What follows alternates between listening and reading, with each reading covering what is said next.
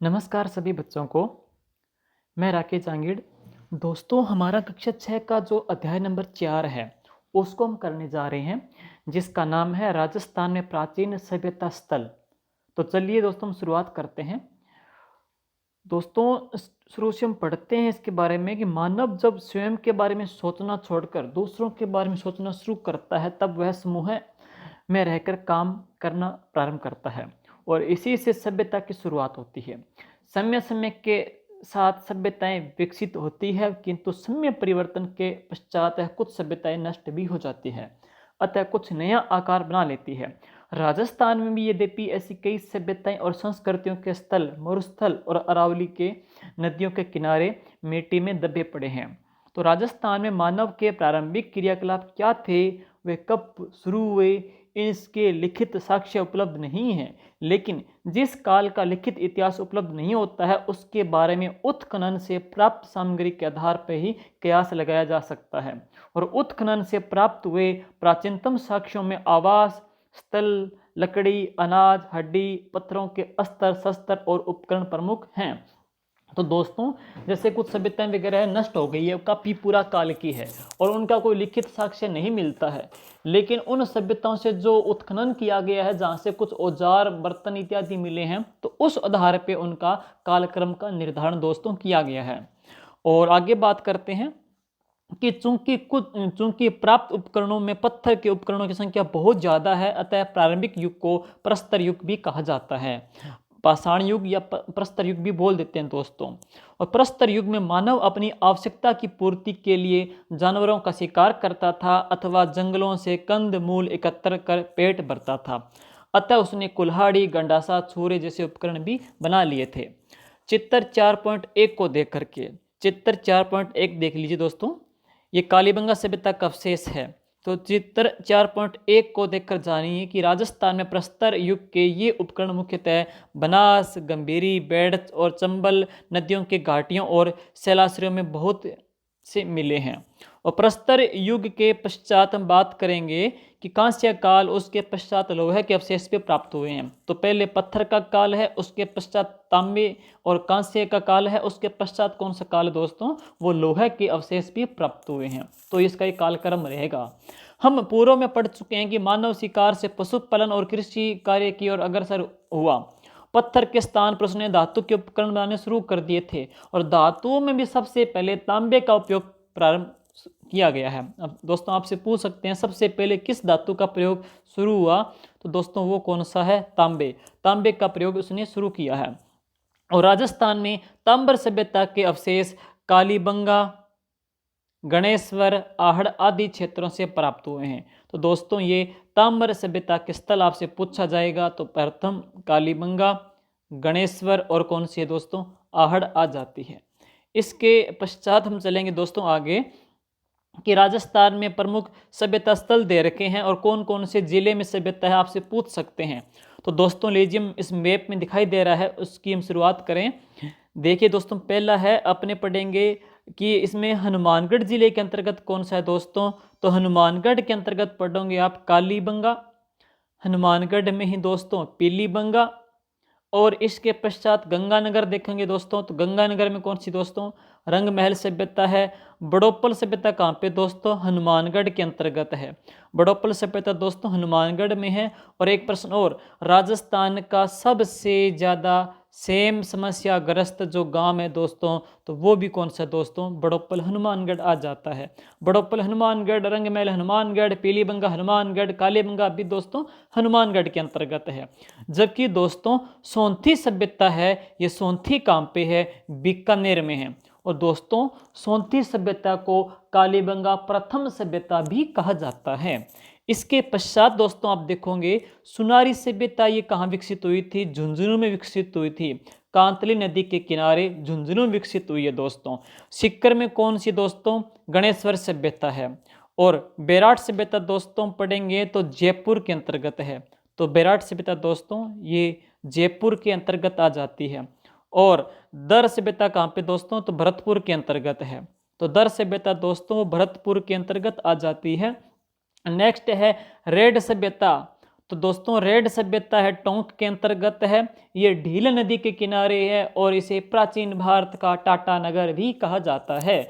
और दोस्तों टोंक में दूसरी है नगर फोर्ट। तो दोस्तों दो है टोंक में, नगर फोर्ट टोंक में है, रेड भी टोंक में है। भरतपुर में कौन सी है दोस्तों?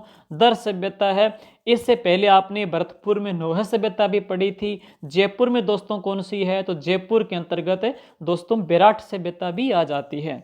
इसके पश्चात दोस्तों आप देखोगे कि नगर तो है टोंक में, जबकि नगरीय सभ्यता दोस्तों कहाँ पे है? चित्तौड़गढ़ के अंतर्गत है, नगरी चित्तौड़गढ़ के अंतर्गत है। आड़ सभ्यता दोस्तों उदयपुर में है। गिलुंड सभ्यता कहाँ पे? राजसमंद में है। तो दोस्तों गिलुंड सभ्यता राजसमंद में है। एक क्वेश्चन और है दोस्तों कि राजस्थान की लाल सुर्ख मेहंदी है वो गिलुंड राजसमंद की ही प्रसिद्ध है। अगली सभ्यता है बागोर, वेरी वेरी इंपॉर्टेंट है। कभी आप इसके बारे में डीप पढ़ोगे तो राजस्थान में सर्वप्रथम पशुपालन के साक्ष्य है वो कहाँ से मिलते हैं? बागोर भीलवाड़ा से ही मिलते हैं दोस्तों। नेक्स्ट है तिलवाड़ा सभ्यता। और दोस्तों ये तिलवाड़ा सभ्यता है वो कहाँ पे है? बाड़मेर में है। तो तिलवाड़ा बाड़मेर है, सुन लीजिए, तिलवाड़ा बाड़मेर है। एक तलवाड़ा गांव दोस्तों वो कहाँ पे है? बांसवाड़ा में है। तलवाड़ा गांव बांसवाड़ा में है। तलवाड़ा के अंतर्गत है पांचाल जाति की कुल देवी त्रिपुरा सुंदरी तुरताई माता का मंदिर बना हुआ है। तो तुरताई माता का मंदिर तलवाड़ा बांसवाड़ा में है। और दोस्तों एक तलवाड़ा हनुमानगढ़ में भी है, तलवाड़ा हनुमानगढ़ में भी है, जहाँ से घग्गर नदी का प्रवेश होता है। तो घग्गर नदी का प्रवेश होता है वो तलवाड़ा हनुमानगढ़ में है। एक तलवाड़ा बांसवाड़ा में है, जबकि तिलवाड़ा कहाँ पे दोस्तों? ये बाड़मेर के अंतर्गत आ जाता है। अब आप जानोगे दोस्तों कालीबंगा के बारे में है। तो कालीबंगा सभ्यता दोस्तों, कालीबंगा का अर्थ है काली बंगा, बंगा होती है चूड़ियां और काले रंग की चूड़ियां। तो सिंधी भाषा में बंगा चूड़ियों को कहते हैं दोस्तों। तो काले रंग की चूड़ियां यहाँ से मिली थी, इसीलिए इसको कालीबंगा भी कहा जाता है। राजस्थान में यह सभ्यता द्वस्वती सरस्वती नदी की घाटी में पुराविद अमलानंद घोष ने करीब 2 दर्जन पुरास्थलों की खोज की है। और दोस्तों आपसे पूछ भी ले कि इस सभ्यता की खोज किसने की थी? तो अमलानंद जी घोष ने की थी। और कब की थी दोस्तों? तो 1952 में है। तो कालीबंगा सभ्यता की खोज दोस्तों 1952 में अमलानंद जी घोष ने की थी, है सरस्वती नदी की घाटी में है। और अगला पढ़ेंगे दोस्तों कि हनुमानगढ़ जिले में घग्गर नदी के किनारे ही कालीबंगा प्रमुख है। तो पहले दोस्तों इसको सरस्वती भी कहते थे है, और बाद में कहते हैं, बाद में दोस्तों डॉक्टर बृजवासी लाल और डॉक्टर बालकृष्ण जी थापर के निर्देशन में यहाँ पर खुदाई हुई है। तो दोस्तों 2 क्वेश्चन बनेंगे। एक तो कालीबंगा सभ्यता की खोज किसने की? अमलानंद जी घोष ने। नेक्स्ट कालीबंगा सभ्यता का जो उत्खनन है, खुदाई है दोस्तों, बृजवासी लाल और बालकृष्ण जी थापर ने की थी। घग्गर नदी के किनारे दोस्तों ये स्थित है, जिला है हनुमानगढ़। नेक्स्ट दोस्तों खुदाई में यहाँ पर सिंधु सरस्वती का सभ्यता काल का एक नगर भी मिला है, जिसमें मकानों में ईंटों का प्रयोग किया गया है। तो दोस्तों कालीबंगा सभ्यता में कच्ची ईंटों का प्रयोग किया गया है। तो कच्ची ईंटों का प्रयोग दोस्तों कालीबंगा सभ्यता के अंतर्गत हुआ है। मकानों में 4-5 बड़े तथा कुछ छोटे छोटे कमरे होते थे। बस्ती के गंदे पानी के निकास के लिए यहाँ पे लकड़ी एवं ईंटों की नालियाँ भी बनी हुई है। दोस्तों ये प्रश्न भी आया हुआ है कि लकड़ी और ईंटों की नालियाँ किस सभ्यता से प्रदत्त है? तो दोस्तों कालीबंगा सभ्यता से। कच्ची ईंटों का प्रयोग कहाँ से है? कालीबंगा सभ्यता से है। और दोस्तों यहाँ से चबूतरे भी मिले हैं। और दोस्तों सेकंड ग्रेड संस्कृत विभाग में प्रश्न आया था कि ऐसी कौन सी सभ्यता है जहाँ से 7 अग्नि कुंड मिले हैं? तो दोस्तों वो कौन सी है? कालीबंगा है।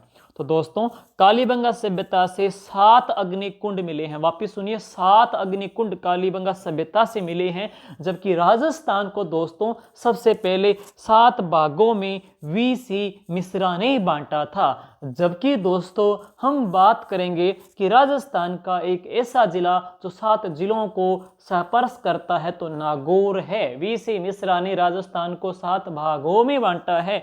कालीबंगा सभ्यता से कुल कितने अग्निकुंड मिले हैं दोस्तों? तो 7 अग्निकुंड मिले हैं। और संभवतः यह धार्मिक कार्यों के लिए प्रयुक्त होता है। हम इससे कयास लगा सकते हैं कि यहाँ भी क्या लोग धार्मिक पूजन हवन में भी बिलीव करते थे। नेक्स्ट दूसरा दोस्तों यहाँ का टिल्ला है, एक टिल्ला तो है, दूसरा टिल्ला और है, और दूसरे टिल्ले में दोस्तों यहाँ पे दुर्ग के अवशेष मिले हैं। तो एक ऐसी कौन सी सभ्यता है जहाँ पे दुर्ग के अवशेष मिले हैं दोस्तों, तो कालीबंगा सभ्यता है। और कालीबंगा की नगर नियोजन योजना सिंधु सरस्वती सभ्यता की नगर योजना के समान दिखाई देती है। जिस प्रकार कालीबंगा का जो नगर नालियां हैं, जो भवन निर्माण इत्यादि जो सिस्टम है यहाँ का शहर का है, उसी प्रकार का जो अपने पढ़ेंगे जो प्रबंध व्यवस्था है वो सिंधु सरस्वती सभ्यता के समान ये दिखाई देती है। इस क्षेत्र में नगर की प्राचीर के बाहर जोती हुई कृषि भूमि के साक्ष्य मिले हैं। तो विश्व में सर्वप्रथम जुताई की गई या जोती हुई कृषि के जो साक्ष्य है दोस्तों वो कहाँ से मिले हैं, वो कालीबंगा सभ्यता से मिले हैं। दुर्ग के अवशेष कहाँ से मिले हैं, कालीबंगा सभ्यता से मिले हैं। 7 अग्निकुंड कहाँ से मिले हैं, कालीबंगा सभ्यता से मिले हैं। लकड़ी ईंटों की नालियों का प्रयोग भी कहाँ से मिला है, कालीबंगा सभ्यता से ही मिला है। खुदाई में हमें यहाँ गाय के मुख वाले प्याले, तांबे के बेल, कांसे के दर्पण, कांसे का शीशा भी यहाँ से दोस्तों मिला है। हाथी दांत का कंघा भी यहाँ से प्रदत्त हुआ है। मिट्टी के बर्तन, कांच के मणियों, खिलौने आदि भी मिले हैं। तो कालांतर में हम कहेंगे नदी का पानी सूखने और मरुस्थल के बढ़ने से यह समृद्ध बस्ती उजड़ गई है। तो दोस्तों इसका जो माना जाता है, कैनेडी ने भी इसका जो अंत विलुप्त इसकी मानी है, कहते हैं कि ये बाढ़ की वजह से विलुप्त हो गई है। लेकिन आपसे क्वेश्चन पूछा जाएगा तो महत्वपूर्ण कालीबंगा से क्या क्या साक्ष्य मिले हैं, तो आपको अंडरलाइन दिखाई दे रहे हैं। कृषि भूमि का साक्ष्य, तांबे के बेल, गाय के मुख वाला प्याला, दुर्ग के अवशेष, 7 अग्निकुंड, लकड़ी ईंटों की नालियां भी दोस्तों कहां से मिली है, कालीबंगा सभ्यता से ही मिली है। अब दोस्तों इसके पश्चात है दूसरी अघाटपुर या आहड़ सभ्यता है। तो अघाटपुर दोस्तों या फिर आहड़ सभ्यता के अंतर्गत हम पढ़ेंगे दोस्तों। अगली है अघाटपुर या आहड़ सभ्यता, ये दोस्तों उदयपुर में है। तो उदयपुर के पूर्व में आहड़ बेड़च नदी के किनारे 2 टिल्ले दिखाई देते हैं जिनको स्थानीय लोग धूलकोट कहते हैं। दोस्तों ये प्रश्न है, धूलकोट है तो आहड़ को वहाँ के स्थानीय क्षेत्र के लोग इसको धूलकोट भी कहते हैं। यह बस्ती पहले ताम्रवती, तांबावती के नाम से जानी जाती थी और ऐसा प्रतीत होता है कि तांबे के औजारों के निर्माण का केंद्र होने से यह नाम इसका दिया गया है। तो यहाँ भी तांबे का बहुतायत मात्रा में प्रयोग हुआ है, इसीलिए इसको ताम्रवती भी कहते हैं, धूलकोट भी कहते हैं। दोस्तों 10वीं और 11वीं शताब्दी में से अघाटपुर भी कहा जाता है।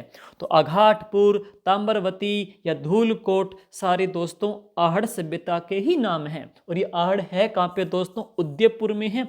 और यह किस नदी के किनारे है, बेड़च नदी के किनारे है। जबकि कालीबंगा पूछा जाएगा सरस्वती या फिर घग्गर के किनारे विकसित, जबकि आहड़ है वो बेड़च के किनारे विकसित है। यहाँ से प्राप्त मकानों की दीवार पत्थर मिट्टी से बनी हुई है, जिनकी छत बांस और केल्लू से बनी हुई होती है। अब आप देखोगे कि बड़े कमरों के बीच में बांस की परती पर मिट्टी चढ़ाकर उसमें छोटे छोटे कमरे औरों में विभाजित किया गया है। तो दोस्तों मेवाड़ क्षेत्र में या आदिवासी क्षेत्र में जो कच्चे कोठे बनते हैं, साड़ बनती है, उनको ओवरी भी बोल देते हैं। तो यहाँ पे क्या है, बांस की परती चढ़ा करके उसके ऊपर मिट्टी रख करके कच्चे कोठे टाइप यहाँ पे मकान बनाए गए थे।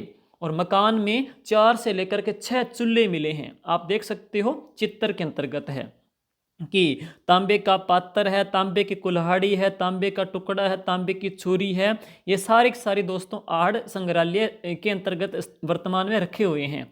तो इसलिए हम कह सकते हैं तांबे के यहाँ पे साक्ष्य ज़्यादा मिले हैं, इसीलिए इसको ताम्रवती भी कहा जाता है। और दोस्तों यहाँ से 4 से 6 चूल्हे मिले हैं। तो इससे हम आइडिया लगा सकते हैं कि यहाँ पे एक संयुक्त परिवार या एक सामूहिक भोजन के भी साक्ष्य मिले हैं, क्योंकि यहाँ पे संयुक्त परिवार पाया जाता है। अब इसके पश्चात है कि यहाँ उच्च कोटि के चावल उत्पादित होते हैं। तो एक प्रश्न और बनता है कि चावल के साक्ष्य किस सभ्यता से मिले हैं, तो आहड़ से मिले हैं। जबकि जूते हुए खेत के साक्ष्य है तो कालीबंगा सभ्यता से मिले हैं। आहड़ में दोस्तों एक भट्टी नुमा चूल्हा भी मिला है। तो भट्टी नुमा चूल्हा दोस्तों आहड़ से हैं, जबकि 7 अग्नि वेदिका कहाँ से, कालीबंगा से। जूते हुए खेत के साक्ष्य कालीबंगा से हैं, जबकि चावल के साक्ष्य कहाँ से, आहड़ से मिले हैं। और दोस्तों इससे यह माना जाता है कि यहाँ पे तांबा पिघलाया जाता था। तो तांबा पिघलाया जाता था आहड़ में, क्योंकि यहाँ से आहड़ में भट्टीनुमा चूल्हा मिला है। और दोस्तों एक सबसे बड़ी विशेषता ये है कि आहड़ के जो लोग हैं वो बर्तन बनाने की कला में बहुत ही निपुण थे। तो यहाँ की दोस्तों बर्तन बनाने की कला है जिसको टेराकोटा कला भी कह देते हैं और मृण मूर्ति भी कहते हैं। यहाँ से लाल भूरे मृद भांड, लाल और भूरे रंग के मिट्टी के बर्तन मिले हैं। हाथ की छपाई, हाथ की जो छापे हैं, हाथ की जो सफाई है उससे तैयार किए गए हैं तथा उनके ऊपर जो डिजाइन बहुत ही उम्दा यहाँ का मिलता है, देखने को है। और धूलकोट के 1951-52 में हुए उत्खनन में तस्तरियाँ। अब दोस्तों ये आहड़ सभ्यता है, इसकी जो उत्खनन हुआ था वो 1951-52 में हुआ था। उस खुदाई 1951-52 में हुई थी, जहाँ से निम्न साक्ष्य यहाँ से मिलते। उत्खनन में तस्तरियाँ, दीपक है, धूपदान कटोरियाँ हैं, धूपदान कटोरियाँ हैं, मटके, कलश, चूड़ियाँ, खिलौने और 26 किस्म के मणिये यहाँ से मिले हैं। 6 तांबे की मुद्राएं, वेरी वेरी इंपॉर्टेंट है दोस्तों, 6 तांबे की मुद्राएं हैं, 3 मोहर प्राप्त हुई है। तो ऐसा प्रतीत होता है कि प्राकृतिक प्रकोप से विध्वंस हुई है और इस सभ्यता के लोग हैं उत्तर पूर्व दक्षिण पूर्व की ओर बढ़े थे तथा कीलुंड व भगवानपुर जैसे स्थान बसाए गए हैं। तो आहड़ के दोस्तों जो केंद्र है वो राजमंद में गिलुंड भी है और भगवानपुरा भी इसी का प्रमुख केंद्र आ जाता है। और दोस्तों जब भी प्रश्न आता है सभ्यता से, या तो उस सभ्यता का नदी संगम पूछते हैं किसके किनारे है, या पूछते हैं उस सभ्यता की खोज कब हुई थी, उस सभ्यता का उत्खनन कब हुआ था। लेकिन वर्तमान के अंतर्गत सबसे ज़्यादा जो प्रश्न पूछ रहा है वो ये पूछ रहा है कि कौन सा साक्ष्य किस सभ्यता से मिला था। जैसे 6 तांबे की मुद्राएं कहाँ से, आहड़ से है। 7 अग्नि वेदिका कहाँ से, तो कालीबंगा से है। चावल के साक्ष्य कहाँ से, तो आहड़ से हैं। तांबे के जो अपने औजार वगैरह पढ़ते हैं तो कहाँ से दोस्तों, आहड़ से मिले हैं। तो इस प्रकार के प्रश्न दोस्तों इसमें पूछ लेते हैं। अब बात करते हैं दोस्तों बालाथल है। तो इसके बाद दोस्तों आप देखोगे बालाथल। दोस्तों ये जो बालाथल सभ्यता है वो उदयपुर में है, उदयपुर की वल्लभनगर तहसील में है। तो दोस्तों वापस सुनिए कि बालाथल सभ्यता है उदयपुर की वल्लभनगर तहसील में है। लेकिन वल्लभनगर के 2 प्रश्न दोस्तों और हैं। वल्लभनगर में ज्वार का अनुसंधान केंद्र भी है, ज्वार एक फसल, ज्वार का जो अनुसंधान केंद्र है वो वल्लभनगर में है एक क्वेश्चन। और राजस्थान में भैंस प्रजनन केंद्र है दोस्तों, भैंस प्रजनन केंद्र है वो भी कहाँ पे है, वल्लभनगर उदयपुर में है। तो भैंस प्रजनन केंद्र वल्लभनगर में, ज्वार का अनुसंधान केंद्र वल्लभनगर में। बालाथल सभ्यता भी कहाँ की है, तो वल्लभनगर उदयपुर तहसील की है।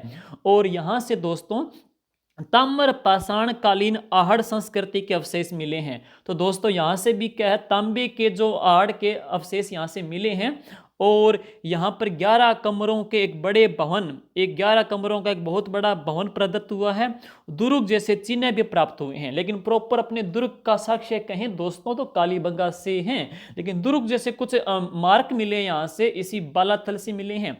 बालाथल में तांबे के चाकू, कुल्हाड़ी, छेनी, बाण जैसे उपकरण भी मिले हैं। कर्णफूल भी मिले हैं, गले का हार, लटकन आदि आभूषण यहाँ से मिले हैं दोस्तों। और यहाँ के निवासियों में मिश्रित अर्थ व्यवस्था भी मिलती है। जैसे कृषि पालन भी यहाँ का है, पशुपालन भी है और शिकार के साक्ष्य भी मिले हैं। तो इस प्रकार हम कह सकते हैं कि यहाँ पे लोगों की जो आजीविका का स्रोत है वो एक प्रकार का मिश्रित था। कृषि पालन भी था, कृषि भी थी, पशुपालन भी था और शिकार करना भी हम कह सकते हैं, क्योंकि यहाँ से है वो कुल्हाड़ी वगैरह हैं और इस तांबे के चाकू वगैरह मिले हैं, बाण मिले हैं। तो हम कह सकते हैं कि शिकार भी इनका मुख्य व्यवसाय रहा है। और हम देखते हैं कि बालाथल में लोहा काल के अवशेष भी प्राप्त हुए हैं दोस्तों, ये चीज़ गौर करने वाली है। वैसे तो दोस्तों ये भी एक ताम्र पाषाण काल का क्षेत्र है, लेकिन यहाँ से लोहे के भी अवशेष मिले हैं और यहाँ लोहा गलाने की भट्टी के चिन्ह मिले हैं दोस्तों। जब प्रश्न आता है लोहे गलाने की भट्टी, लोहे की भट्टी है तो सुनारी सभ्यता झुंझुनू से मिली है। लेकिन यहाँ भी दोस्तों लोहा गलाने की भट्टी के चिन्ह मिले हैं, तो वो दोस्तों सभ्यता कौन सी है, बालाथल उदयपुरी है। एक प्रश्न और दोस्तों, राजस्थान में सूती वस्त्र का साक्ष्य देता है बेराट और दूसरा है Balathal. Very very very important है कि बेराट के अलावा बालाथल एक ऐसा स्थान है जहां बुना हुआ वस्त्र प्राप्त हुआ है। तो राजस्थान में सूती वस्त्र के साक्ष्य, वापिस सुनिए, सूती वस्त्र का साक्ष्य देता है बेराट जयपुर और कौन सा, बालाथल उदयपुर। और राजस्थान की सूती वस्त्र की जो पहली मील थी वो द कृष्णा मील ब्यावर अजमेर में स्थापित हुई थी। लास्ट रीट में दोस्तों प्रश्न आ चुका है, सूती वस्त्र की पहली मील कहां स्थापित हुई थी, ब्यावर अजमेर के अंतर्गत स्थापित हुई थी। और ये राजस्थान का सबसे प्राचीन एवं सुसंगठित उद्योग है दोस्तों, वो सूती वस्त्र है। और इसको टेक्सटाइल हम कह सकते हैं, इंडस्ट्री भी कह देते हैं। और राजस्थान की जो टेक्सटाइल सिटी है दोस्तों वो भीलवाड़ा है। अब दोस्तों अगली जो सभ्यता है वो है गणेश्वर सभ्यता है। दोस्तों ये गणेश्वर सभ्यता लिखा हुआ है मैंने यहाँ पे कि किस नदी के किनारे विकसित हुई थी, कांतली के किनारे विकसित हुई थी। कांतली को दोस्तों मौसमी नदी भी कहते हैं। ये खंडेला की पहाड़ियों से निकलती है और दोस्तों ये खंडेला पड़ता है सीकर में। अभी हाल ही में यहाँ से यूरेनियम के भंडार मिले हैं खंडेला सीकर से। दूसरा प्रश्न दोस्तों कि जो खंडेला है वहाँ पे गोटाजरी का काम भी बहुत ज़्यादा होता है। तो गोटाजरी का केंद्र भी दोस्तों खंडेला सीकर है। यूरेनियम के भंडार भी कहाँ से मिले हैं, खंडेला सीकर से ही मिले हैं। और कांतली नदी का उद्गम भी कहाँ से दोस्तों, खंडेला सीकर से ही है। कांतली के किनारे सभ्यता कौन सी है दोस्तों, तो वो गणेश्वर सभ्यता है। और एक बात और दोस्तों, गणेश्वर सभ्यता को पुरातत्व का पुष्कर भी कहते हैं। तो पुरातत्व का पुष्कर है वो गणेश्वर, जबकि अघाटपुर, धूलकोट, तांबावती दोस्तों कौन सी थी, वो आहड़ थी। लेकिन ताम्रयुगीन सभ्यताओं की जो जननी कहते हैं दोस्तों वो गणेश्वर ही है। सुनिए इसके बारे में कि सीकर जिले के नीम का थाना तहसील में गणेश्वर से एक विशिष्ट संस्कृति के अवशेष मिले हैं। इसे ताम्र संचयी संस्कृति कहते हैं और यह संस्कृति पूर्वी राजस्थान एवं गंगा घाटी के क्षेत्र में पल्लवित हुई है। गणेश्वर में ताम्र के उपकरण बहुत ज़्यादा मिले हैं, तांबे के उपकरण दोस्तों यहाँ से ज़्यादा मिले हैं। और आगे देखिए, इसका कारण खेतड़ी ताम्र भंडार की निकटता रही है। तो दोस्तों क्या कारण है कि यहाँ से तांबे के भंडार मिले हैं, तो दोस्तों इसके जस्ट पास में ही पड़ता है खेतड़ी, जो कि झुंझुनू में है। खेतड़ी सुनिए, खेतड़ी है झुंझुनू में। पहला प्रश्न, खेतड़ी में जो यहाँ पे हिंदुस्तान कॉपर लिमिटेड है, भारत सरकार का उपकरण है, HCL हिंदुस्तान कॉपर लिमिटेड, इसकी स्थापना दोस्तों कब हुई थी, 1967 में हुई थी, खेतड़ी झुंझुनू में। दूसरा क्वेश्चन, स्वामी विवेकानंद जो शिकागो के धर्म सम्मेलन में भाग लेने जा रहे थे, तो वहां जाने से पहले जस्ट पहले खेतड़ी के नरेश अजीत सिंह के पास आए थे और अजीत सिंह ने उनको वहां जाने के लिए आर्थिक सहयोग भी उपलब्ध करवाया था और साथ में उनको राजस्थान की पगड़ी भी भेंट की थी। और प्रश्न दोस्तों, राजस्थान में अरावली का जो अंतिम पॉइंट है, अरावली का जो अंतिम बिंदु है दोस्तों, वो कौन सा है, खेतड़ी। और खेतड़ी में क्या है, तांबे गलाने का प्लांट लगा हुआ है जो देश का सबसे बड़ा है। तो कहते हैं कि तांबे का सबसे बड़ा अथाह सागर है खेतड़ी, बिल्कुल गणेश्वर के नज़दीक है। तो इसीलिए यहाँ पे ताम्र सभ्यता ज़्यादा विकसित हुई है। इसके पश्चात हम दोस्तों देखेंगे कि यहाँ से और जो इसके अलावा देखोगे आप कि यहाँ पे बाण, छेनियाँ, मछली पकड़ने का कांटा, ये इंपॉर्टेंट है दोस्तों कि राजस्थान में मछली पकड़ने का जो कांटा है, उस्तरे के फलक हैं, अंगूठी, और ये कहाँ से मिले हैं, खेतड़ी से ही मिले हैं। लेकिन एक और इंपॉर्टेंट है दोस्तों, पत्थर का बांध, एकमात्र पत्थर का बांध मिला है खेतड़ी से। तांबे का मछली पकड़ने का कांटा या तांबे का जो बाण है दोस्तों, ये खेतड़ी से ही मिले हैं। और इसके अलावा हम देखते हैं दोस्तों कि यहाँ से दोहरी पेचदार सिरा वाली ताम्र पिनों को पश्चिमी तथा मध्य एशिया में निर्यात किया जाता था। तो यहाँ का विदेशी व्यापार भी है दोस्तों, जो क्या है, बाहर भेजते थे। गणेश्वर में मिट्टी के 2 प्रकार के बर्तन मिले हैं, ये सुनिए, यहाँ से मिट्टी के 2 प्रकार के बर्तन है। वो है, एक तो है हड़प्पा से पहले संस्कृति के हैं जो हल्के और लाल रंग के बहुत ही पतले बर्तन हैं, जबकि दूसरा है लाल चिकनी मिट्टी के एक विशिष्ट जिसमें चित्रांकन अलंकरण किया गया है, बहुत ही वो मजबूत बर्तन है। पहले वाले थोड़े पतले बर्तन हैं और ये थोड़ी मोटाई लिए मजबूत बर्तन हैं। इसीलिए इन बर्तनों को मर्तबान कलश प्याले, तसले, ढक्कन आदि भी प्रमुख आ जाते हैं। तो दो प्रकार के दोस्तों यहाँ से बर्तन मिले हैं। लेकिन आपसे पूछा जाए कि बर्तन बनाने की कला में दक्ष, निपुण, चित्रकारी, अलंकरण में दक्ष, निपुण है, वो किस सभ्यता के लोग थे? तो दोस्तों इसका राइट आंसर आएगा आहड़, उदयपुर आएगा। बर्तन बनाने की कला में जो हाथ की सफाई है, जो टेराकोटा है, जो मृण मूर्ति है, जो मृद भांड है, वो आहड़, उदयपुर की ही देन है दोस्तों। और पत्थर का बांध, मछली पकड़ने का कांटा, बाण, ये सारे जो मिले हैं वो गणेश्वर से ही मिले हैं दोस्तों। अब आगे दोस्तों, आहड़ गणेश्वर, आहड़ और गणेश्वर है, आहड़ गणेश्वर है, ये ताम्र पाषाण काल की थी। अब दोस्तों आप पढ़ोगे लोहे की है। तो लोहे युग के अवशेष पढ़ने के लिए आपको पढ़ना है बेराट, जयपुर, सांबर, जयपुर, बागोर, आप पढ़ोगे भीलवाड़ा, रेड कहाँ पे है? टोंक है। दोस्तों ये सारी लोहे कालीन सभ्यता के अंतर्गत आ जाती है। दोस्तों अब आप पढ़ोगे लोहे युगीन के अंतर्गत है। तो लोहे युगीन के अंतर्गत हम पढ़ेंगे बेराट दोस्तों। तो बेराट है जयपुर के अंतर्गत है। बेराट का जो प्राचीन नाम है वो विराट नगर है, जो कि मत्स्य जनपद की राजधानी थी। बेराट की हम बात पढ़ेंगे दोस्तों। तो जयपुर जिले के स्थित बेराट कस्बा हर युग में सभ्यता संस्कृति का प्रमुख केंद्र रहा है। इसकी बिज्जक डूंगरी पहाड़ी और भीम डूंगरी पहाड़ी पुरातत्व की दृष्टि से अति महत्वपूर्ण है। दो पहाड़ियां सुन लीजिए दोस्तों, एक बिज्जक डूंगरी, एक भीम डूंगरी है। बिज्जक डूंगरी, भीम डूंगरी पहाड़ी है। महाभारत में इसका उल्लेख मत्स्य जनपद की राजधानी विराटनगर के रूप में भी हुआ है, जहां पांडवों ने अपना अज्ञातवास का दौरान यहाँ पे समय व्यतीत किया था। और यहीं पे ही अर्जुन ने अपने तीर से, बाण से एक नदी का प्रस्फुटन किया था, जिसका नाम है बाण गंगा है। इसे अर्जुन की गंगा भी कहते हैं, इसको ताला नदी भी कहते हैं, इसको रुंडित नदी भी कहते हैं। तो जो बेराट है वो किस नदी के किनारे विकसित हुई दोस्तों? बाण गंगा के किनारे। इससे पहले आपने पढ़ा गणेश्वर, वो कांतली के किनारे। इससे पहले पढ़ा आहड़, वो बेड़च के किनारे। इससे पहले पढ़ा कालीबंगा, वो घग्घर के किनारे। कालीबंगा घग्घर है, बेड़च है के किनारे, आहड़ है कांतली के किनारे, गणेश्वर है बाण गंगा के किनारे, बेराट सभ्यता आ जाती है। अब दोस्तों आप देखोगे इसके बारे में कि अपने शुरुआत करते हैं। मौर्य काल का एक बहुत प्रमुख केंद्र था, मौर्य काल का एक केंद्र आ जाता है। और इसके बाद आप देखोगे दोस्तों कि यहाँ अशोक के दो स्तंभ, अशोक के दो स्तंभ आते हैं। भाबरू या बेराट शिलालेख है दोस्तों, भाबरू शिलालेख है। इसमें आपको दिखाई दे रहा है, ऊपर देखिए चित्र के अंतर्गत है कि अशोक का बेराट से प्राप्त शिलालेख है दोस्तों। ये अशोक का शिलालेख है जो कि बेराट से प्राप्त हुआ है। तो बेराट की किस पहाड़ी से मिला है दोस्तों? ये बिज्जक डूंगरी की पहाड़ी से मिला है। तो अशोक का जो भाबरू शिलालेख है, वापिस सुनिए, अशोक का शिलालेख कौन सा है? भाबरू। अशोक का भाबरू, बी से भाबरू शिलालेख, बी से किस पहाड़ी से मिला है दोस्तों? बिज्जक डूंगरी से। बी से भाबरू शिलालेख किस पहाड़ी से? बिज्जक डूंगरी के। बी से बिज्जक डूंगरी कहाँ पे? बी से बेराट। तो बेराट की बीजक डूंगरी से, बी से शिलालेख कौन सा? भाबरू। बी से किसको मिला? कैप्टन बर्ट को मिला था।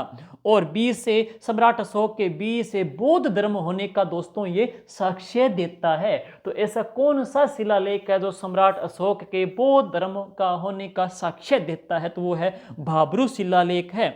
और इसकी खोज कैप्टन बर्ट ने कब की थी? 1837 में की थी। और ये सम्राट अशोक के बौद्ध धर्म होने का दोस्तों ये साक्ष्य भी देता है। और दोस्तों वर्तमान में यहां से काट करके इस शिलालेख को कोलकाता संग्रहालय में स्थापित कर दिया गया है। और अब दोस्तों इसके बाद आप देखोगे कि यहाँ एक कमरे से 36 चांदी की मुद्राएं मिली है। 36 चांदी की मुद्राएं मिली है। तो 36 चांदी की मुद्राएं हैं वो बेराट से प्राप्त हुई है। इसके अलावा दोस्तों मैंने यहाँ पे लिखा है 36 चांदी की मुद्राएं बेराट से प्राप्त हुई है। लेकिन 36 के अंतर्गत हम पढ़ेंगे कि मुहणोत नैणसी ने दोस्तों, मुहणोत नैणसी ने नैणसरी ख्यात में राजपूतों की कुल कितनी जाति बताई है दोस्तों? तो कुल 36 जातियां बताई है। तो राजपूतों की कुल कितनी जातियां बताई है? 36 जातियां बताई गई है। राजस्थान का कुंभलगढ़ दुर्ग है दोस्तों, कुंभलगढ़ दुर्ग है। कुंभलगढ़ दुर्ग का जो ये परकोटा पढ़ोगे आप, कुंभलगढ़ दुर्ग का जो परकोटा है दोस्तों कितने किलोमीटर का है? 36 किलोमीटर का है। राजस्थान के पूर्व में जिला है धौलपुर, पश्चिमी जिला है जैसलमेर, पूर्व और पश्चिम के बीच हमारा जो सूर्योदय सूर्यास्त का जो अंतराल है वो कितना है, 36 मिनट का है। संविधान के अनुच्छेद 36 में राज्य शब्द की परिभाषा है, अनुच्छेद 12 और अनुच्छेद 36 में राज्य शब्द की परिभाषा दी गई है। जबकि एक संप्रदाय है जसनाथी, जसनाथी संप्रदाय के अनुयायी कुल कितने नियमों का पालन करते हैं, 36 नियमों का पालन करते हैं। हमारे सिलेबस में उद्योग टॉपिक भी है और उद्योगों को डिस्ट्रिक्ट लेवल पर जिले स्तर पर डेवलप करने के लिए जिला उद्योग केंद्र बनाए गए हैं। और आरएस में पूछा गया था कि राजस्थान में कुल जिला उद्योग केंद्र कितने हैं, तो वो कितने हैं, 36 आ जाते हैं। और चित्रकला के कारखाने दोस्तों 36 है, वो कहाँ पे, जयपुर के अंतर्गत है। और आरजे जो 36 है दोस्तों वो ब्यावर अजमेर का है। आरजे 36 दोस्तों वो ब्यावर अजमेर का है। और इससे पहले आपने पढ़ा सूती वस्त्र का जो पहला कारखाना है वो कहाँ स्थापित हुआ था दोस्तों, ब्यावर के अंतर्गत हुआ था। और अब बात करते हैं कि राजस्थान में बादशाह का जो मेला लगता है वो ब्यावर अजमेर में लगता है। इसके अलावा बात करेंगे दोस्तों कि जो गोद निषेध नीति है उसके तहत पहले हड़प्पा गया जो क्षेत्र था वो कौन सा था, ब्यावर ही आ जाता है। और राजस्थान की सूंगणी नस्वार दोस्तों वो भी ब्यावर की ही प्रसिद्ध है। तो सूंगणी नस्वार का केंद्र दोस्तों ये ब्यावर है। आप राजस्थान के अंतर्गत विजय सिंह पथिक के समाचार पढ़ोगे कि नवीन राजस्थान, तरुण राजस्थान वगैरह, इन समाचार पत्रों का जो प्रधान जो केंद्र था हमारे क्रांति के अंतर्गत है, किसान आंदोलन के अंतर्गत है दोस्तों, वो ब्यावर ही था। और राजस्थान का पहला राजनीतिक समाचार पत्र था आगी बाण। और इस आगी बाण को कहाँ से प्रकाशित किया गया था दोस्तों, तो ब्यावर अजमेर से ही जय नारायण व्यास ने प्रकाशित किया था। और हम बात करें 36 के अंतर्गत, तो राजस्थान के अंतर्गत ऐसी सभ्यता जहां से एक कमरे से 36 चांदी की मुद्राएं मिली है दोस्तों, तो वो बेराट है। यहां से 8 पंचमारक, मतलब एक सिक्का है उसके ऊपर 5 छापे लगाए गए हैं, 5 निशान लगाए गए हैं, वो है पंचमारक कहलाता है। तो यहाँ से 8 है वो मिले हैं पंचमारक मुद्राएं मिली है, और 28 भारतीय और यूनानी शासकों की मिली हैं। तो दोस्तों सुनिए, 36 चांदी की मुद्राओं में तो 8 तो क्या है, पंचमारक है दोस्तों, 8 तो क्या है, पंचमारक है, जबकि 28 क्या है, भारतीय यूनानी शासकों की मुद्रा है। खुदाई में स्वास्तिक सांख्या, स्वास्तिक तथा त्रिरत्न के चिन्ह भी मिले हैं। और दोस्तों इसके अलावा घड़े, दीपक, नाचता हुआ पंक्षी मिला है। नाचता पक्षी दोस्तों यहाँ से मिला है, आहड़ से। जबकि वर्षा में नाचता हुआ मोर एकमात्र बूंदी शैली के अंतर्गत आता है। जबकि नाचता हुआ पक्षी आता है दोस्तों तो वो इसी बेराट के अंतर्गत आता है। यहाँ पत्थर की संदूकें, सुनिए, पत्थर का बांध गणेश्वर से मिला है, जबकि पत्थर की संदूकें हैं वो बेराट से मिली है। लोहे कील हाथ से बना हुआ वस्त्र भी मिला है। और एक चीज और दोस्तों, आपने पढ़ा था सूती वस्त्र के साक्ष्य, तो सूती वस्त्र का साक्ष्य बेराट देता है, और कौन देता है, बालाथल देता है दोस्तों। अब आगे सुनिए, उपयुक्त स्थलों के अलावा राजस्थान में भीलवाड़ा के जिले के बागोर भीलवाड़ा में है, बागोर भीलवाड़ा में सभ्यता विकसित हुई। ओजाना भीलवाड़ा में विकसित हुई थी। जयपुर जिले में सांबर जयपुर जिले में, और जोधपुर सभ्यता दोस्तों जयपुर में विकसित हुई थी। टोंक जिले में नगर रेड भी टोंक में विकसित हुई है। और नगरी सभ्यता चित्तौड़गढ़ में विकसित हुई थी। नोया सभ्यता भरतपुर में विकसित हुई है। भीनमाल जालोर में विकसित हुई है। पचमता सभ्यता राजसमंद में है। गिलोड सभ्यता भी कहाँ पे है, राजसमंद में है। जबकि दोस्तों अभी इसी अध्याय के अंतर्गत आपको एक मैप दिखाया गया था, मैप के अंतर्गत भी क्या है, इन सभी सभ्यताओं को उनके जिलों के साथ है वो मैप में दिखाया भी जा चुका है। तो आदि स्थल है वो पाषाण, ताम्र पाषाण तथा ताम्र लोहा काल की संस्कृति को प्रकट करते हैं। अब दोस्तों आगे सुनिए, कुछ शब्दावली है कि उत्खनन। उत्खनन क्या है, खुदाई को उत्खनन कहते हैं। जैसे कालीबंगा सभ्यता का उत्खनन ब्रजवासी लाल और बाल कृष्ण जी थापर ने किया था। उत्खनन खुदाई को कहते हैं। मृद भांड मिट्टी के बर्तन को कहते हैं। आड़ सभ्यता से मृद भांड मिले थे। पाषाण बोलते हैं पत्थर को, तो पत्थर का संदूक मिला था बाण गंगा से। जबकि पत्थर का बांध दोस्तों मिला है तो वो है गणेश्वर सभ्यता से। ताम्र, ताम्र है वो तांबे को दोस्तों कहा जाता है, संस्कृति भाषा के अंतर्गत है। कुछ प्रश्न, निम्न में से किस जिले में कालीबंगा स्थित है, तो हनुमानगढ़ में है। अशोक का भाब्रू शिलालेख, बी से भाब्रू, बी से बेराट, बी से बीजक टोंगरी, बी से कैप्टन बर्ट ने खोज की थी, और ये मिला है बेराट जयपुर से। और अब दोस्तों इसके पश्चात नेक्स्ट सीकर जिले में नीम का थाना तहसील में गणेश्वर से एक विशिष्ट संस्कृति के अवशेष मिले हैं। और आहड़ बस्ती प्राचीन काल में धूलकोट भी कहलाती थी। धन्यवाद दोस्तों, बने रहिए।